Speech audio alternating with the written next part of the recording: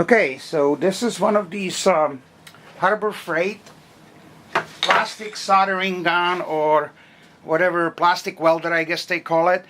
This happened to be the model 96712, but they're basically identical. And it stopped working yesterday. I used it to desolder. So what I did is I took it apart, and it's not that difficult really.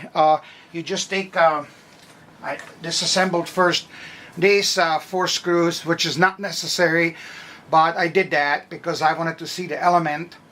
And then I took these screws in the back out, and then this whole piece, if you gently work it off, comes off. As you can see, you're going to then see this piece, and it's going to have this sticking out, the heating element, and it's going to be connected to this motherboard, which is like that, and it's held by only 3 screws. What you then do is work it up so it's slightly in an angle so you can get this screwdriver to the screws, and then just pull it apart. Okay? As you can see, one of these hookups to the element, there's only 2 of them, is still working fine, but this one broke off.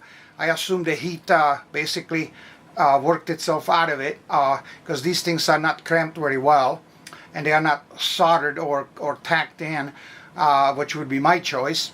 And so I just went and got another one of these little eyelets, and then it has to then be bent to a 90 degree, and then just squeeze this piece between these parts. So I'm going to continue in a few minutes once I'll show you that I clamped that piece on there.